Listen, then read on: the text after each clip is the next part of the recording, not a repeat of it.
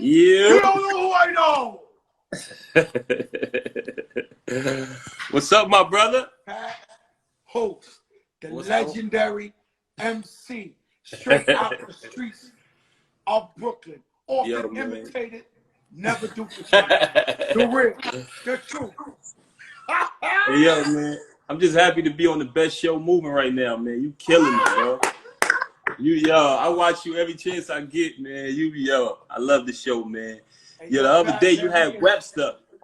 You had Webster the other day, man. I was like, wow. That was dope. Yeah, Manuel Lewis. That's when I started saying, you don't know who I am. You know, when I bust out that Webster, it was like, oh, man, That was classic. People watching the show every day, they see a different guest. When they see Webster come on Throwback Thursday, they say, oh, man, this guy got to stop. Yo, I had to look again. I'm like, is this one of my childhood favorite TV show stars on here with Joe, man? Like, wow, that was dope. Telling stories about MJ. He got the real. I'm asking him to come again Thursday. He was such a big hit. I want him back on Thursday, Throwback Thursday. I got BBD on Thursday, Little Wayne on Thursday. Wayne was gonna come tonight, but his plane, Miami is raining like crazy. He was going to LA. They kept postponing his plane. I said, listen, Wayne. He was like, yo, Joe. I said, listen, Wayne, don't worry. I always got this ace in the hole. Just like you got the Fat Joe card, I got the Fat Goose card. I definitely got to use the Fat Joe card, man. You know what I'm saying? Don't worry. I have a star-studded guest. Yo, nah, for real, man. Yes, my brother. Explain to me what black love means to you, the definition. And I want you to get real with this. What does black love mean to you? Right. Black love means strength. Black love means loyalty. Black out all negativity and show love to your queen. You know what I'm saying? Black love there's no limit to what I will do for you. It's not, this person is not popping right now, or this person is not what everybody considers to be cool right now. Let me go over to with this person being disloyal. Black love is loyal to the core. It's about having that strong foundation, because without that foundation, you have nothing else. So black love has many meanings, but to answer your question, I would say black out all negativity and show love. Mm-hmm. You know what I'm saying? There's a lot of people talk a good one. You know what I'm saying? Right. No. I'm trying to get real with you. Listen. Let's do it. It's a lot of people talk a good one. Right? That's a fact. And there's a lot of people that are like woke, and there's a lot of people fake woke. Right? Oh, yes. Yes. And so when I say there, and I say, my daughter thinks I'm crazy, but she grew up in Miami. I grew up in New York. Right. Although I'm Latino, I've been called peace black man over 1 million times in my life. By the black people on earth. No, I'm just you one of us, Joe. You one of us, man. Come on, man. She don't know that. we all the same. We all the same. I agree, Pat, but she don't. The girl don't know. She grew up with, come on, everybody wants to do that. Come down here. Right. She's over here. Right. So sometimes when I talk, she looks at me like I'm crazy. So I tell her I'm the original black man from Asia. Well, listen, that's okay. I don't want to go there, right? Right. That's a whole nother topic. So I say, I believe black love is willing to sacrifice your life for a person you don't even know, right? So when I listen to these woke people or whatever this and this, I say to myself, I'm not saying all of them not, but I say to myself, you can't question me, because I'm willing to die for that lady I don't know. I'm willing to die for that lady over there. I'm ready to die. Like, I don't know about you. I'm willing to park the car, jump out, and die for a lady I don't know. That's black love to me. You understand what I'm saying? Yeah. And so, when somebody questions your black love, it's insulting, because you're like, yo, bro, I'm ready to go. You know, it's different. It's crazy. You know, I'm watching the Django the other day. Right. You ever seen Django? I think I seen it a while ago. A while back. Yeah, I seen it a while. It's been a long time ago, but I seen it. First of all, it's gonna get you furious. Yeah, yeah. I remember I was like some real bad, terrible things happening in that movie. I remember that. But it really happened in real life, right? It really, these things happen in real life. Right? Yeah, it happened in real life. And I don't say we moved on in life. God bless. We're forgiving people, and we move on. We do our thing, but it's different people. Like even with the slavery times, there was people who loved their master more than their brothers. Oh, Joe, that's a fact. And I know you said we moved on, but how can we move on where the effects of slavery are still affecting us today? The trauma that we suffered from slavery is still bothering us, and we're still suffering from that now. Even everything that's going on in society today is systematic. You know, they always, even back when we were slaves, right? They would separate the man from the woman. Then they would separate the children from the mother. Then they would separate the children from the children. So anybody who even spoke the same language couldn't be together. So they would separate all of us. And you know why they would separate us? Because in order to divide or to conquer, you have to divide first. You know what I mean? So now that in slavery, where they kept us all away from each other, you come up to the prison system. In prison, they have cells. Everybody has to stay in their own individual cell. So they have dorms in some prisons, but generally it's cells. And everybody has to respond to a number. And responding to your number, you're told to mind your business. So they keep us apart from each other. Once again, we have no unity. Without the unity, there's no strength. Divide and conquer again in modern day times. Now you come into today, when you got all these injustice situations happening, everybody is what? Divided. This person is over here. Oh, I don't think they were wrong for shooting this unarmed black man. Oh, I don't think, you know, I think maybe he deserved it. Or this person over here might feel like this is an injustice. This is not fair. But we're what? Divided. So I just think we need unity. But to you know, build on what you were saying, I think we're still suffering from the effects of slavery to this day. We are. And that's a conversation I had with Spike Lee. I haven't asked Spike to come to the Fat Joe show yet, but I guess I will. Okay. Spike Lee was telling me the same thing you just told me. He was like, yo, we still suffering from the trauma of slavery now. And right now, these are weird times, right? So you have to understand whether you Muslim, you have the Quran, whether you have the Bible, whether you Jewish, you have the Torah, the Torah. These are times that's in these are relevant times. These are times. It's the plague. It's the sickness. You can't come out of the house or you're gonna die. These are biblical times, right? Yes. And so we're trying to make sense of it, but the world hasn't seen this in 100 years, right? No. And so we're trying to make this normal and trying to go around life as possible, but these are biblical times. And a lot of weird shit is happening. A lot of weird shit is happening. Like weird shit. Like what's going on? Get like what's going on? Like we can't even understand the type of shit that's going on. So I like to sweep it under the corona category. I'm like, yo, that's the corona. Yo, Joe, man, let me tell you something. You know how many people I know who have passed away in the past couple months? I've never known so many people who died in my life in 1 year. Like I lost one of the closest people to me in my life. My uncle raised me from when I was a kid, Joe. I'm talking about, you know, I had my moms and my pops, but my uncle, man, he was a part of that. And, you know, my uncle bought me my first box of condoms when I was a kid. You understand what I'm saying? He taught me things like that. Like this is a person who guided me through life. And my uncle was a good dude, Joe. He went to work every day. He wasn't no street dude or nothing. God forbid, if we needed him, he was there. You know what I mean? But he was a working guy. He went to work every day, and you know, he had a couple health problems, and the way the corona affected him was he had got sick, and when he went to the hospital, I don't know if you know, but when people who have illnesses that aren't corona related, they go into the hospital, they get neglected, bro.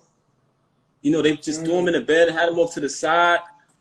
He went in cardiac arrest. They come back and say, hey, we just found him on the floor, and we're sorry, he's gone. They didn't pay him no attention. So they're neglecting people who have illnesses outside of the coronavirus. So coronavirus is affecting us in many different ways. You know, there are people who aren't sick with it and they're still passing away. You know what I'm saying? So I lost my uncle. I also had another family member who passed away actually from the coronavirus. You know what I mean? May she rest in peace, a cousin of mine. And it's just sad. Every other day, somebody's dying. And I really feel like the government is lowering the numbers because they don't want people to freak out. So people who they saying didn't die from corona, I believe it's a lie. You know what I'm saying? I agree with you because there's no way there's 350 million people in America. Like, let me tell you, I used to be scared to fly. So I've been to every part of this country. I used to get on the tour bus and go to LA. It takes 4 hours driving with 2 drivers, 24 hours, 4 days, 4 days. And so I seen the desert, the South, the this, the that. And there's so many people in America, 350 million documented, right? I don't know how I know 50 or 100 guys that died from corona. I can't be that. I can't know everybody in America. So every day somebody else has died. The other day, my man Chubby Love, me and him was brothers since I was 12, 13 years old. He died. And they're dying. This corona thing is so serious because it's giving people heart attacks. It's giving people strokes. It's giving kids neurological things going on. And the corona, the pneumonia, the thing. So it's like definitely it's going to be worse than what they telling us. When the numbers come out, and now they telling everybody, yo, look, which I get it. Everybody home, everybody got to feed their family. Everybody got to make money. The economy got to go again. But I just want to let everybody know that when they walk out their house, it's at your own risk.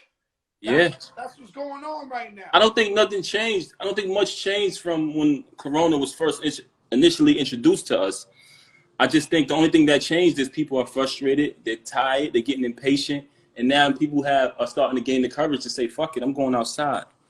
Where in the beginning, a little while after it hit, people were like, nah, fuck this shit. I'm social distancing, I'm quarantined. Now they just me myself, never in my life I've been scared. I'm scared. I'm paranoid. Yo, it takes a man to admit that. My neighbors know it. Yo, my neighbors know it. They like, yo, you know what it is, Joe? You know what it is, Joe? You know what bothers me about corona the most, man? To be honest with you, when I look at my daughter, because I feel like I had my fun to a certain extent. I told the world I've been overseas. I lived a lot of my dreams. You know what I'm saying? I can say I had a good life. But she's just getting started. Like, what kind of world are we leaving behind for the kids? And then they tell us COVID-19, and we're like, where did this come from? This is a new virus or whatever. But I seen a train that had COVID-19 on it. I don't know if you ever seen that. They had a locomotive, like a train with COVID-19 on the side that was said to be traveling across the United States platform before the disease even hit. So y'all was moving this shit around before it hit. So what's really going on? Did it start in Wuhan, China? I mean, that's a whole nother topic. We passed that. I get it.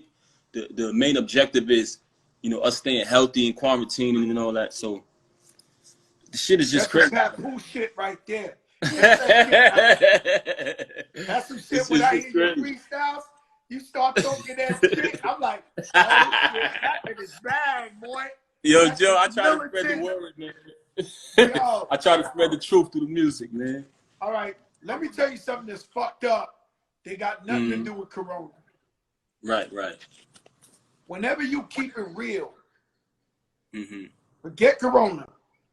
Right, Isn't right. it fucked up that whenever you keep it real, people almost look at you like, wow, he kept it real, he kept it true. Like they expect that. I think if they did a survey of, you know, real recognize the real, or would you expect a person to keep it real or keep it fake? I think 90% of the people would keep it fake, and 10% will keep it real. Because when I look at your story, when I look at your story, how America fell in love with you, because you are a darling to America. I don't know if you know that yet. You're a darling. I appreciate the love from America, man. Yo, you know? You're a darling with pro-black, pro-black. You're darling. I'm gonna tell you what. You're darling. Yeah. I'm gonna tell you. So it's like, how do you meet Remy Ma? Because I don't know, how do you meet Remy Ma? How do you meet Remy? I just want to know, because we was blocking the universe from Remy. Nah, she's too young, chill. You know, how do you get to meet Remy? Unintercepted, no blocks. How do you find a way to talk to this girl? I'm gonna tell you what happened, man. And I'm gonna tell you who to blame. Since you was blocking, I'm gonna tell you who you could blame for it. But this is a Joker moment. Remy, it's crazy. It was like a dream come true, Joe. My word is my bond, my life. My bond is my life. I should give my life before my word should fail. You my brother. You living legend. I would never lie to you, my brother. Yo, back in the days, before I even came into the music business, I was watching the DVD, and my uncle who passed away, I seen Remy on the DVD. Y'all was doing the yeah shit. And I was watching this shit. And I was like, yo, one day, man, she gonna be mine. And he looked at me, he was like, man, get the fuck out of here, nigga. You ain't gonna be with no Remy Ma. You know what I'm saying? I was like, I'm telling you, man, one day. Yo, I told my uncle that. So, long story short, I started doing my thing, you know what I mean? I always wanted to get on with the music, you know what I mean? But eventually I started building a name for myself. And me and Slay linked up, you know what I mean? And me and Slay, we was just going hard in the street. So one day I was in the club, and I seen Remy in the club. So when I seen her, I was like, oh, shit. But she gave me the eye. But I was like, in my mind, I said, nah, she ain't give me no eye, man. I just kept moving. She gave me the eye, like. But she like flirted, like, looked back with the. She like flirted with me, like, but in my mind, I'm like, man, I ain't nobody, man. She ain't give me the eye. I just kept moving. I didn't think that she did. So one day I was in the studio with Slay, and she came in the studio. She Slay playing music. Remy said you're lying. By the way, she's lying. She's lying. But yeah, let me tell you this, Joe. Honest story. Don't listen to her. This is honest. This is let me your finish. time. Yo, Joe. This is your so I'm story. in the studio. This is your matter of fact, yo, Remy, I'm not commenting on your stuff. Like, you're not messing up this pure movie. So, Joe, of love. So check it. I'm in the studio with Slay, right? So he got his music on and shit. So Remy come in the studio with another girl. She came in the studio with a Hispanic female. She like, yo, turn that shit down. She threw her feet up on the desk. I mean, on the table and shit. She like, yo, this shit is whack. Yo, go give me a soda. Like, she bossing the whole fucking room around. So I'm sitting there. In my mind, I'm like, oh shit, I've never seen nobody talk to Slay like this. You know what I'm saying? But her and Slay got the big brother, little sister relationship. But I just never seen nobody handle him like that. You know what I'm saying? So I'm sitting there, her and Slay, they going back and forth. They argue like George and Weezy, you know, you have the Jeffersons. So I'm sitting there, and she just thugging the whole session out. In my mind, I'm like, damn, I love this girl. I love her. So Joe, I'm quiet. I'm talking about she's shitting on everybody in the whole room. I stay quiet. I'm like, yo, I don't even want her to bug on me, so let me just chill. You know what I mean? So I stay quiet the whole time, whatever. A couple weeks go by, Slay hit me. He like, yo, I think Remy like you, man. I said, what? He like, yo, man. She called me up. She like, yo, what's up with your artist? I want to do a song with him. He said, yo, I'm telling you right now, that's my little sister. He said, I'm gonna let you know, she crazy. So I'm like, all right. So I get my best outfit. You know what I'm saying? I go get a haircut. I get everything. I go to the studio. I'm excited. You know what I'm saying? And she don't even show up, man. she don't show up. So I'm like, damn. I'm like, yo, Slate, what happened? He like, I don't know. Another time we in the studio, she popped up unexpectedly. We did a song together. I flirted with her in my verse through the whole verse. I wrote my verse on the spot. I was saying little lines like, I'm going to stay close to Miss Martin like Dr. King. I was saying little lines like just to let her know, you know what I'm saying? And then we got cool and we started out as friends, you know what I mean? We used to just talk. We would sit in the car. She had the BMW drop top. She would come up to the hood and get me, had me looking like a superstar, you know what I'm saying? Pick me up in the hood, like, I'm pulling up for this nigga. We would just sit on the curb and just talk and just build. And she would just tell me about how she grew up and certain experiences she had and certain things she was telling me. I was just like, damn, I wish I would have knew you. I could have helped or made it easy for you. But I was impressed that she survived what she went through and made it to where she was at. Yeah. So she was really schooling me on the industry and just teaching me a lot of things. And then one night I just got lucky, man, and I was all in with her, man.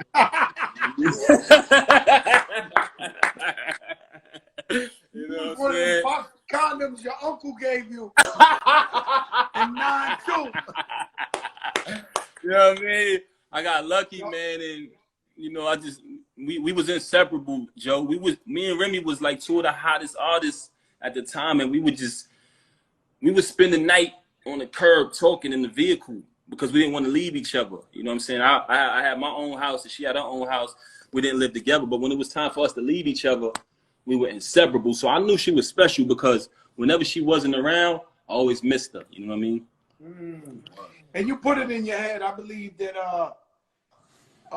every man and woman, they tell themselves, this the one. You know what I mean? You can meet 100 girls, beautiful women. You can meet 100 women. They can meet 100 handsome men. But at some point, you hit a switch where you go, just the one, right? It's going to be my wife. Like, you know what I'm saying? Like, and we're going to keep it real no matter what. It's going to be dark times. It's going to be nice times. It's going to be nothing. We going all the way. Nah, I knew. Yo, Joe, I knew, man. I knew I wanted to be with her for the rest of my life. And so let's skip the fact that the trial, everything. Yeah. You guys allegedly beat up some witnesses. No, that's what they were saying. Don't answer that. Allegedly. Do not. Don't answer that. Right. Allegedly. Some witnesses got beat up, everything. But the point is, she goes to jail. Yeah. Everybody expects you to be like every typical guy, fucking around, gone. Forget about it. Move on. You had the courage to keep it real with her and visit her in every visit and marry her and be out here when she came out. Like, I mean, it's fucked up, but I was trying to tell you, we get surprised when somebody does the right thing. It's the craziest thing, right? Because if that's your wife, it should be expected. Keep it real. You're supposed to do that. That's a fact. If we get in trouble, we want our wife to keep it real. Like, yeah, we're supposed to do that, but yet and still people look at us like we're crazy, like you know, and what was it like doing that? Was any of your friends, without saying their names, because you know your wife is crazy, any of your friends telling you, yo, you stupid, you a sucker? Oh man, a lot of people. They was like, yo, you think if you was in there, you think she would be doing that? You know what I mean? One time I went to visit her, and because it's a long story, my visits got banned. I was writing letters to Albany to get my visitation rights back. You know what I'm saying? Because remember, they took my visitation rights over that handcuff key bullshit. So when they moved Remy from Rikers Island and they sent her upstate, this is the first time I seen her in a while because they did the bullshit. But long story short, the first time I came to visit her there, I came. She sat down. You know what I mean? We hugged each other. We was talking. We had a great visit. I came back the next day, and the officer who was working there, she said to me, "Come here for a second. You know, they talk to you like you're an inmate." She said, "Come here." Oh, yeah. So in my mind, I'm like, yo, I ain't doing nothing to fuck up my visitation with my wife. So I'm gonna play along with the disrespect. So I humbly walk up to her. She said, "Why you keep coming here every day for?" I said, "Excuse me?" She said, "Why you coming here every day for? You don't got nothing else better to do?" I said, "What do you mean by that?" She said, "She's not going nowhere. Stop coming here." So she basically tried to discourage me and detour me from supporting my wife. They don't like them to get visits because then they can treat them any kind of way. You know what I'm saying? So just to add on to what you were saying, yeah, she was a hater. She tried to discourage me. And I had people in my family, you know what I'm saying? People, some friends who were like, yo, because I was going every day, Joe. I'm not gonna lie to you though. So I don't know if I was overdoing it or what, but that's the love I had for her. But people were like, yo, you got a life, bro. You need to worry about yourself. Like, stop. But I'm not built like that. You knew your destiny. You knew your destiny. I know my destiny. You know what it is, Joe. I think you would do the same thing. Let me tell you why. If something was to happen to your wife, I know you would, because you know what it is. It's like you see a tornado, right? And that shit's spinning around and it hits somebody's house, hypothetically speaking. And you're like, damn, that's fucked up. But for me and Remy, that shit hit home. It hit us. Because we was together every single day. Like she was and still is my best friend. So I was telling her like, yo, you're going to beat this case. Don't worry about it. She was like, no, I'm going to blow trap. I was like, nah, you're going to beat it. Stay confident. Eventually she blew trial. So how the fuck am I going to leave her for dead and just go on with my life like she never existed, like it never happened? I couldn't find it in myself to do that. Let me tell you something. I think it would be a 99% chance of men. They can't stay with a girl in the real world. Imagine if she gets locked up and keeping it real world. Unfortunate, you know you was gone. Was you seeing other men going to see the women in there? Yo, I learned a powerful lesson when Remy was away. Growing up, you hear the stigma that they put in our head. Bitches ain't shit. Money over hoes. Especially when you in the street. Yo, fuck these bitches. If you ever get locked up, they're gonna leave you for dead. When I used to go to Rikers Island to visit my homies who was locked up, the visiting floor is crowded. Women in the snow with strollers, they coming to visit them, you know what I mean, all the time. When I used to go visit Remy, the visiting floor is empty, bro. And there, that's the maximum facility that's crowded with women. Nobody's visiting them except for me and like 2 or 3 other dudes. And we all know each other because there's only a few of us. Yo, they leaving them for dead in there. So I look at it different after that.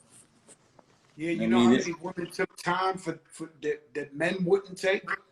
You know how many women were like kingpins, girlfriends, and their own friends ratted on them, but the women did the time? You know what I mean? I always feel like women are even stronger than men, to be honest with you. Yo, Joe, the women do visits. They doing all kinds of, they holding dudes down. They bringing stuff in there for them. You know what I mean? They fighting each other to get into the visit. So women are more loyal than dudes. They say women are disloyal. Some of these dudes is more of a, you know what I'm saying? Yeah. they the real bitches. Yeah, They call them females bitches. You leaving them for dead. They leaving a woman for dead, bro. And so you know what I'm saying? It's about children. America learns this about you. Y'all go on TV, and then you become a darling.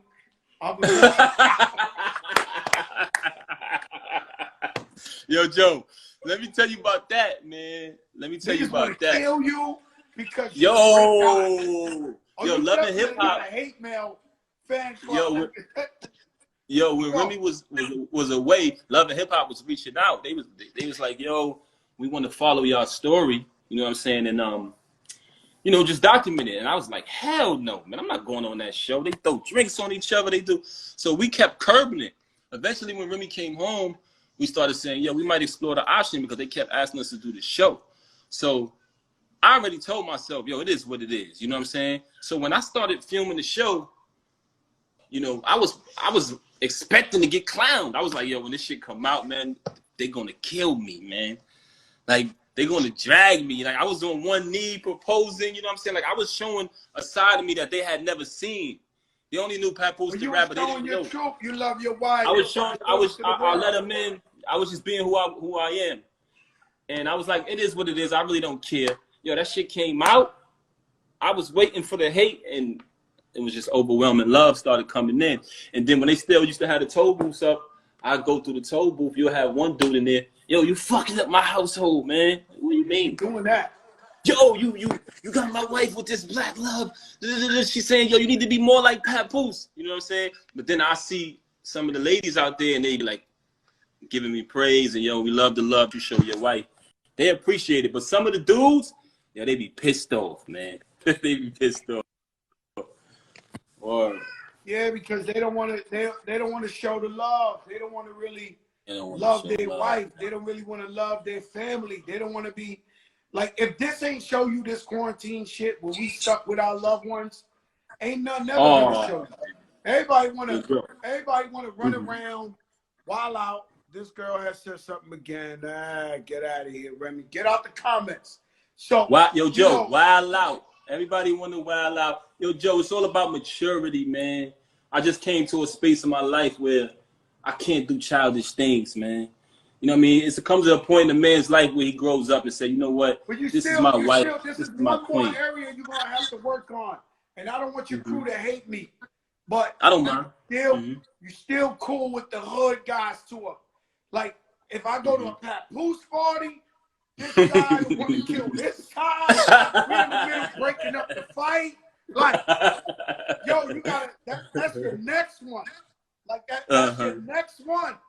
Like, I used to walk around with 100 guys my whole life. I know. Right. Then I had to really figure out who's my man or who I love, but I could just only see on certain occasions because they might cost me my whole life and career. So that's one thing you definitely you got. I don't know, man. As you get older, yo, they say when you stop learning, man. They say you never can stop learning. When you stop learning, when you think you know everything, you stop learning. You know what I mean? Knowledge is infinite. So I appreciate you giving me that jewel, man. But you know what it is too. You're right about that because coming up in the industry, I made a lot of mistakes by doing that. What you said, I made a lot of mistakes, but I learned from that. And you know, there's always room to grow. You know what I mean? But you know, I come from the hood, just like you. You know how it is, man. You know what I mean? You know how it is. You got a lot. I had a lot of guys around me. They fucked up a lot of my money, bro. Not just me spending my money on them. That they didn't really, because we think everybody's our friend, but they ain't really our friend. Especially if we the guy they need to get money from or something like that. You really don't know their true feelings or how they really, really feel. You know what I'm saying? So I had to weed through that. So I remember I told a bunch of my friends, I was like, yo, I ain't got it no more. I can't really take care of everybody. And out of 30 people, maybe 5 of them was like, yo, Joe, even if you ain't got no money no more, I'm your brother. I'm going to be with you, this, that. So that's how they got rid of themselves. And we got survivor's guilt. So being that we come from the hood, shout out Tone Sunshine on the check-in. Tony Sunshine, my brother. Tone crazy, bro. Tone, my God. Tone's another episode. He's another. Tone's my God. Tone's crazy. First of all, I had to be with a young Remy Ma, your wife, and Tony Sunshine, and I'm crazy. I heard stories. No, so they were like, your wife would be like, get him. We'd be like, ah! Tony is R&B, but he really ain't R&B. He gives me rhythm and blues. So I'm like, no, that's my guy. I like what he's doing with he's donating to people who are going through the COVID-19. I like what he's doing too. And he's trying to help the people, man. That's what we're trying to do, man. People hip hop as a community has helped everybody get over this corona. And and we go on there, whether it's a versus battle or Fat Joe doing a Fat Joe show and bringing your favorite artists on here or something. We try our best to give back to our community as much as we can. Right. Yo, Joe, let me tell you something. It's true what you said. We try to give back. And even what you were saying about, with the coming up with the crew and all of that. It's a lot of misconceptions, man, in the industry. Many people think sometimes when you're a rapper, you could just open a $1 billion bank account and just give money to everybody. You know what I'm saying? And no matter how much you do, it's never enough. You know what I mean? So you got to learn from that, man. And as we get older, we look at life different. You know what I mean? Especially when we got a family, you got to move different, like you say. You know what I mean? You still can show love. I'm always going to show love, you know what I mean? Because that's just how I am.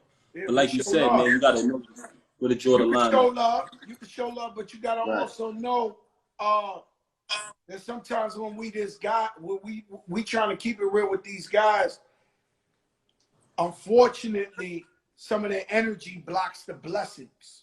So what happens is, so I had a story I told one time. I'd rather not want to tell who I told it to, but okay. I used to be with 100 guys. Even though I'm the #1 rapper in the world, What's Love is #1, platinum this. So one time a man, I met him many years later, he told me, yo, I had $2 million to give to you. He's an advertisement agent, and he was working for like Lucky Strikes, the Jamaican beer. They wanted Fat Joe to do a commercial for $2 million. And the man said he came to New York. When he came to New York, people were like, yo, them guys are gangsters. Like, you can't approach them. He was like, what do you mean? He was from Chicago. He said, nah, they're not like the type of guys you go. So he said he came up to a club. I had 40 guys in front of me. He said he passed 10 guys, and one grabbed him and said, yo, you can't talk to the Don right now. You can't talk to the Don right now. Then he finessed him, went by another 10, and it's another guy. He said, looked like a killer. Was like, yo, the Don ain't talking to nobody right now. Yo, back up. Back up. And the man told me he looked over the next 20 guys, see me sitting down, and was like, damn, I got $2 million for this guy. And I can't get around these dirty niggas in front of him acting like some shit to give him the $2 million. Right. And so what's crazy is I realized they fuck it up. And here we are trying to keep it real with motherfuckers and they don't want to adjust. You understand what I'm saying? They don't want to. Yo, Joe, the same thing happened to me. I had the same experience when I came in the game, and I blame myself because I was fresh off the street at that time. So I had the street mentality where I thought shit was real. I thought the industry and the streets was the same place, and you really can't mix the two. So I had 50 niggas with me. I would come to a club. They say, Pat, we let 30 in, but you got to pay for the rest. You know what I'm saying? So I just paid for the rest. You know what I mean? But that gave me a bad name because we booking Paposse, but he's coming with 50 guys. You know what I mean? Niggas was taking a lick. And your guys, my guys was beating up the fans. Niggas was getting beat up, robbed. I'm bringing these dirty dudes to my projects with me. They ain't got no money. They just know that they with Fat Joe. And they sticking cats up in the bathroom. They you know, wilding and shit. And that reflects on you. The promoter don't want to book Fat Joe if these guys are wilding. Yeah. You got it's all about maturity. Growing up. Yeah. Let's go there. Top 5, Paposse. Top 5? Yeah. Biggie. Cool G Rap.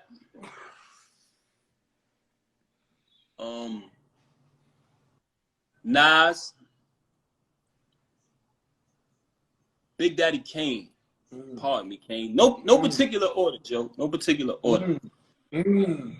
Big Daddy Kane, and I'm gonna go KRS. That is a mean starting 5. The thing about the thing about that starting 5, you know what I thought of? You know, because I'm a visual person, is when you was explaining that, and then you came finally with that KRS. What I envisioned was Dr. J going under the basket. You know, Dr. J, he went under the basket. The whole team jumped up. He went under the basket and came around and got him. Dr. J, that's like you know. Yo, Joe, my top 5, man. Yo, you know what? Talking about top 5 and top 50 lists that people be doing, right? I noticed that when some people name they list, they be trying to sound cool. So they naming rappers that they don't know shit about.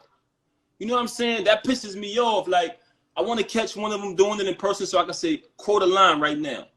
You know what I'm saying? Because they're trying to name certain individuals who they know nothing about, but they want to make it look like they're knowledgeable of the game. Anybody in my top 5 I can quote. You know what I'm saying? As he says the same thing every time. As he says the same thing every time. As he be like, yo, they just trying to sound cool. Like, they don't know what's going on. That's what they be doing. They be, yo, Joe, they be dropping certain names. I know for a fact they don't know nothing about these niggas, man. Shout out to Ruben Diaz, the Bronxboro president on the check-in. Oh, peace to Ruben Diaz. His top 5. He's going, wow. Oh, word. You know, Ruben's a real hip-hop connoisseur, you know? Yo, Joe, I'm a fan of the culture, man. I told you already, you and Remy my favorite rappers, man. Straight up. Y'all my favorite rappers today. You know what I'm saying? I'll just tell y'all that. My favorite line, my favorite shout out ever, when he goes, "Was up the Remy, had to Paposse."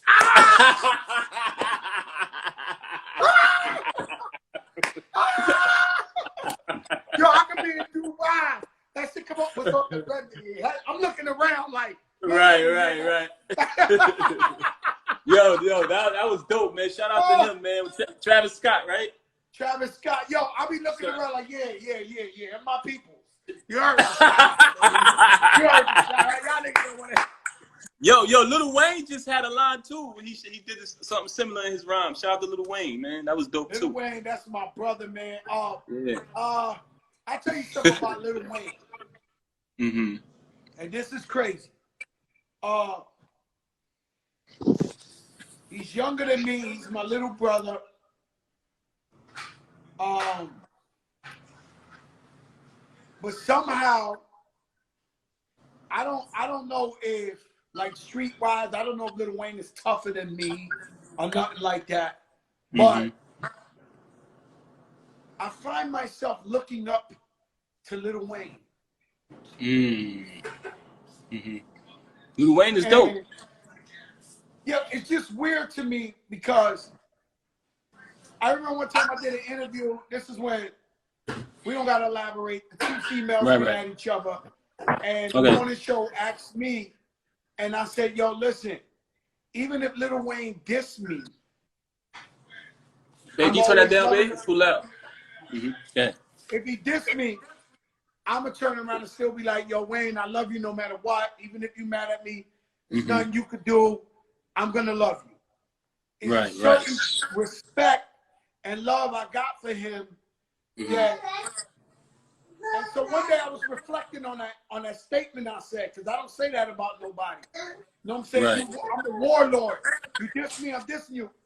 And then I noticed when I say what's up to Lil Wayne, I go like this, like, you know, like when you give like you give Rakim, Big Daddy Kane. How would you say hi to Slick Rick? You would be like, yeah, man. And naturally, I do this to Lil Wayne. When I slap him 5 up. That's love, though. I don't know how to explain it. It's real. Like I'm like that. Yo, I'm like that with Kane, man. To me, Big Daddy Kane is like unreal to me, man. Like I was a kid. Like hip hop itself made me want to rap, but Big Daddy Kane made me want to be nice. And he enabled me to be nice because he's so dope that when you hear him, you automatically become inspired. And you know, inspiration makes you great. So when I used to hear Kane, I didn't even know how to rap. I was just like, fuck that, man. I gotta go in. You know what I'm saying? And I wrote my first rhyme, man, and I recited it to my friends, and they reacted. They was excited. I was like, oh, shit. I might be good at this. I can tell you about Big Daddy Kane. Big Daddy Kane, he made me want to hustle when I used to see his videos, and he had the fly shit on with the chains. He literally made me want to hustle and get some money on another level. And I'll tell you my weird Big Daddy Kane story. So I'm in Madison Square Garden at the concert. I always go as a fan. You go too, you and Remy. So it was a Budweiser Superfest. Big Daddy Kane was the headliner. So I'm like front row. The whole crowd start going crazy. And I'm like, what's going on? And they going crazy. And then when I look, it's Tupac and Biggie together. Way before Beef walking through the crowd, making a movie, and the whole crowd going crazy. So Tupac and Biggie see me, and they're like, yo, Crack, come on. Yo, Crack, come on. So I go over there with them. We go backstage. Next thing you know, we on stage. And Flojo was #1 at the time. It's my first song. But that was my shit, by the way. But I'm going to tell you this little story. This is the night that they played, the DJ played the thing, and then Biggie said, I got 7 Mac 11s, about 8. 10 Mac 10s, the shit never ends. Woo! I was standing right there. So if they had footage, it's Tupac, Biggie, Fat Joe. I'm right with them. And then Tupac comes on with the, all my niggas in the pen, here we go again. Ain't nothing separating us from Mac 10 born in the ghetto. Woo! Hold up. A straight soldier. Looking at the busters, no matter. Crazy. Tupac, Biggie, Fat Joe. And Fat Joe had, I guess he was filming Juice at the time. Fat Joe had Flojo, #1. Big Daddy Kane, they passed me the mic. Biggie and Pop was like, yo, Fat Joe. You know, and then Big Daddy Kane was like, yo, Big Daddy Kane was like, yo, we ain't got no time. We ain't got no time. Whoa.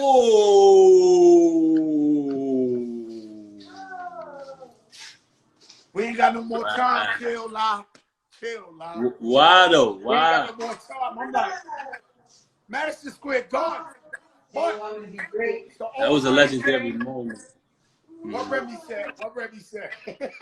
I ain't repeating that, man. Yo, Rev. But I think Kane rapped that night too, though. He's still calling real. Chill. That's crazy. Damn, that was a legendary. That would have been legendary. And I said, it's okay. I could have, you know, it's the Big Daddy Kane. It's okay. Maybe I wasn't as good as everybody. I don't know.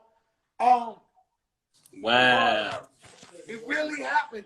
That really happened. That's crazy. And every time I hear that record, and everybody in the pen, here we go again. I was like, you know, I was standing there. Like, I was kind of said, wow, man, that's crazy, man. You missed a golden What she said, Pat? I want to know. I want to know what was his bars. He has bars ready? She said she wanted to know what bars you had. What was your bars you had? Nah, it wouldn't have been as good as theirs. It wouldn't have been as good as theirs. That's the truth. Yeah, those guys is a hard act to follow, man. Nah, but I'm sure you would have showed up, though. Huh? Biggie went bad. Empire. I'm sure you would have showed up, though. I know how you do. I was there. No, I'm talking about lyrically, nigga. No, I would have went for mine, but I wouldn't have been as good as them. But okay. No, they you know, that's Biggie and Tupac, bro. But I would have went for mine. I would have said some foul wrong shit. Fuck y'all nigga, you bitch, you nigga, oh my God, Fat Joe, nigga.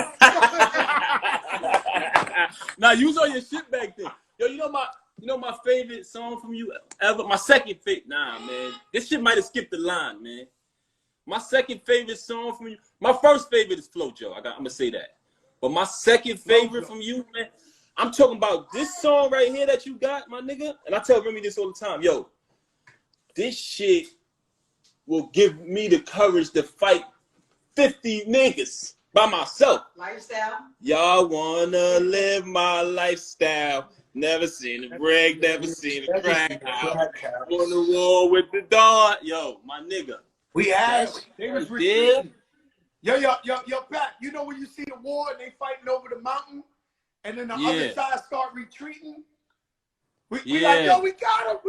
That's when it came out, niggas was retreating. Like, yo, what was your mentality? Let me ask you an interview question. What was your mentality when you made that song, man? What was your mentality? I'm gonna be honest with you. Shout out to the mayor. I'm an 88er. Okay. I'm from another era. I'm from another era.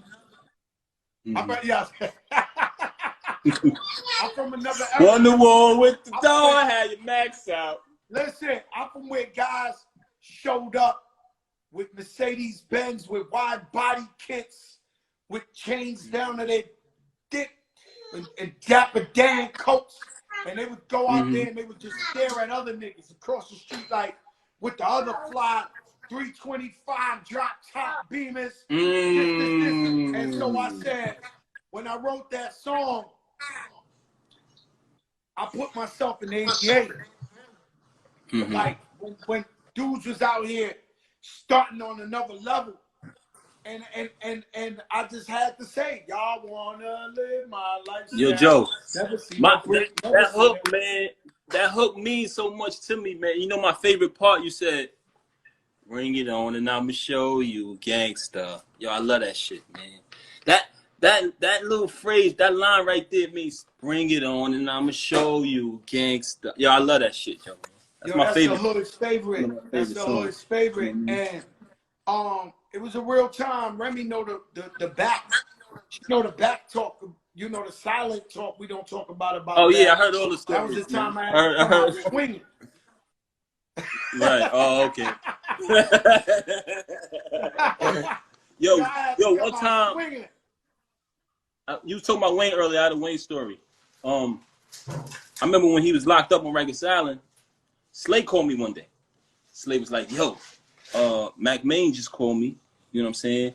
He said that Wayne is a big fan of you. You know what I mean? He likes the alphabetical slaughter song you got. He loves the shit, and he wants to meet you."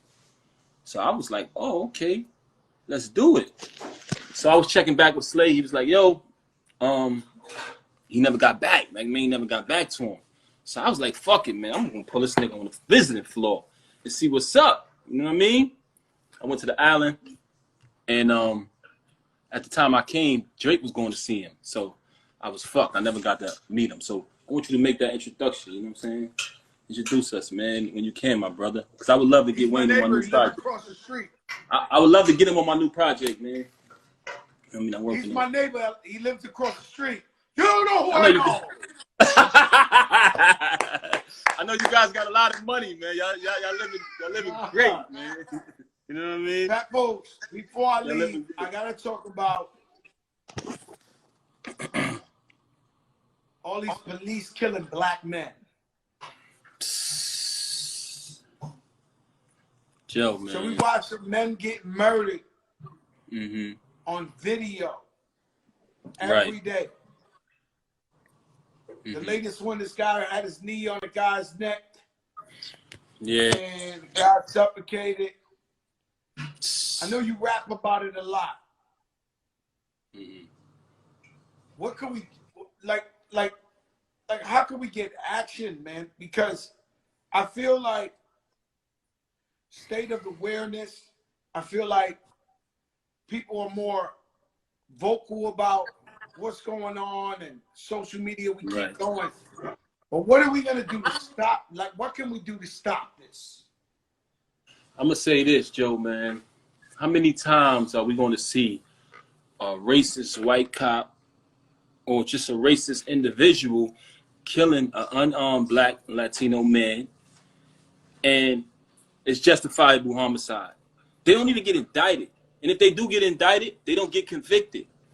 So how many times are we going to say, let's march, let's protest, you know, before we say, let's take it back to the 60s when they actually did something about this shit? Now, I'm not inciting no violence. I wouldn't suggest that, because where am I leading my people at by suggesting that? What I would suggest is, because if we was to go to that, we was to take it to that extent, we don't have our own hospitals. You understand what I'm saying? We're weak in the judicial system. What we got to do as a people, we have to start raising lawyers. We have to start raising doctors. We have to better ourselves so we can be in more control of society. We can have people in the judicial system so we can get a fair trial when some shit like this happens. And also, more important than everything I said, we gotta stick together. Without unity, there's no strength. We are weak. Right now, you have people on social media platforms or just across the planet who are saying, "Oh, I don't think it was wrong."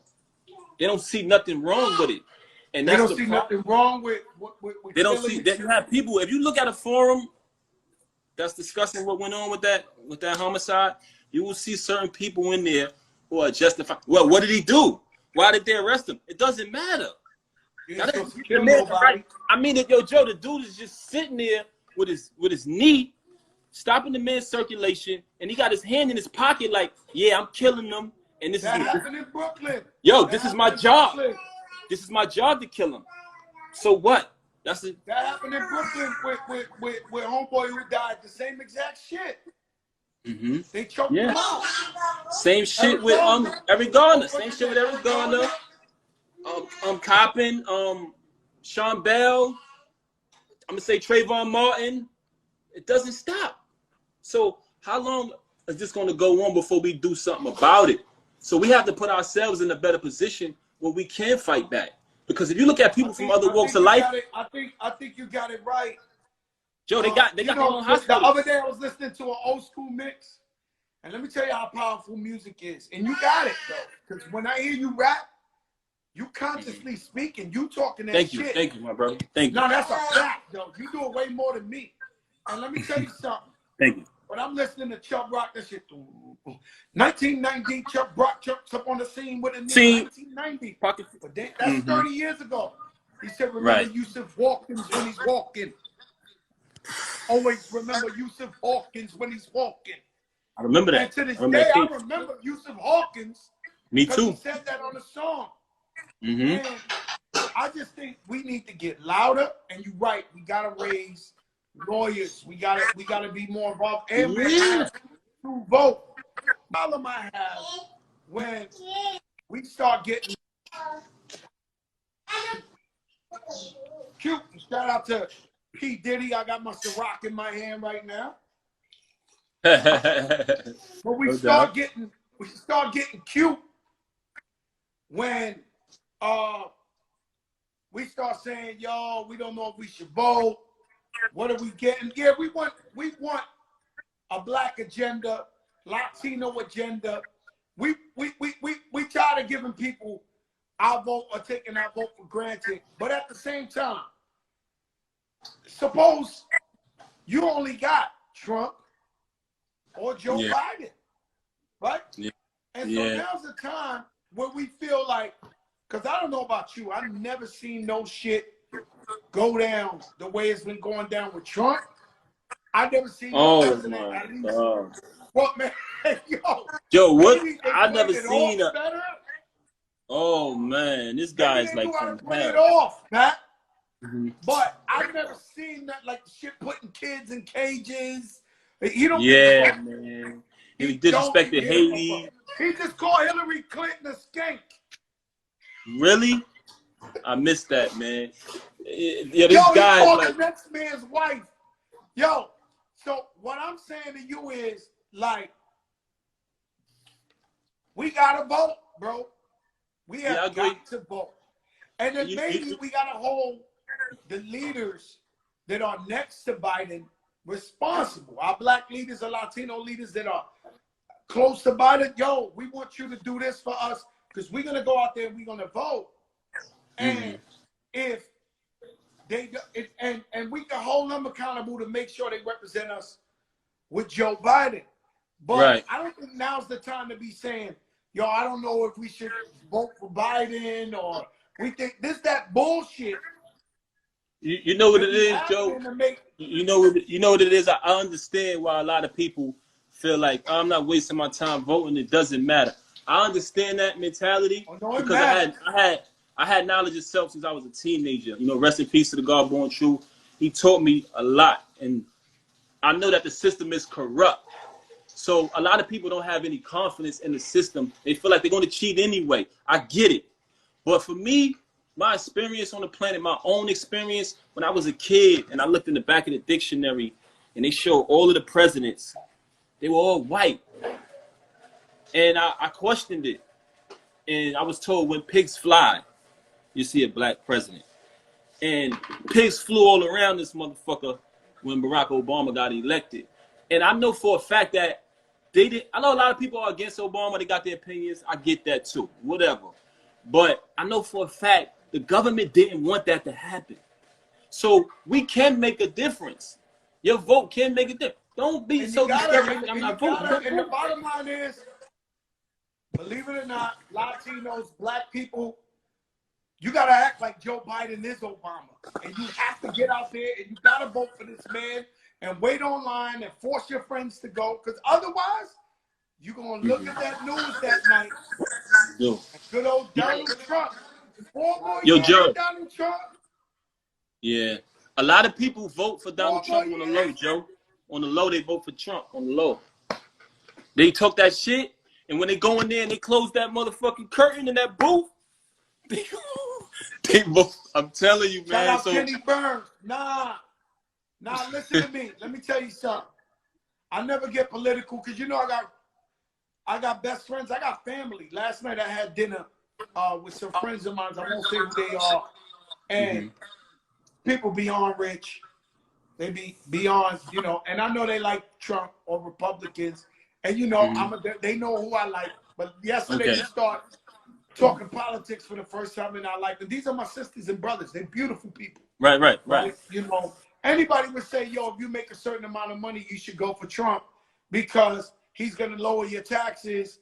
And, you know, anybody in their right mind trying to save an extra dollar who's in our tax bracket would say go for Trump. But I told them, I said, listen, bro, not this time. People tired of the pain. People tired of the hurt. Not this time. Inexperienced, this time. Inexperienced, ignorant, arrogant, inconsiderate. I could go on and on with this guy, man. He makes a mockery out of ridiculous, man. A clown, Joe. A clown. My brother, I love you, man. I love you, my brother. Thanks for having me, man. Yo, you allowed me to be your daughter's godfather. Thank you, man. What y'all thought y'all wasn't gonna see me? Yo, listen, yo, Ren, this ain't your interview, Ren. Go on, man. Yo, Ren, this ain't your interview. Yo, thanks for having my daughter. She's so beautiful. Thank you, brother. She loves you, man. For real, you know that. I know. Hey, yo, thank you, my man. I haven't heard from my man in a while. Yo, Malcolm Hill, what's going on, B? Man, he been off the radar for a second. That's my man. But yo, listen, here, yo, Malcolm. We talk the truth on the Fat Joe show. We ain't scared of nobody. We ain't never. It's the best show. Nah, we ain't never been scared. So we speak our mind. And we respect everybody. We got fans that love Trump. I got friends that love Trump. I'm just different. That don't mean I don't love my friends, my brothers. They can vote for who they want to vote for. I'm just telling them we stepping up. And that's how we got to approach it. Man. My brother Kenny Burns.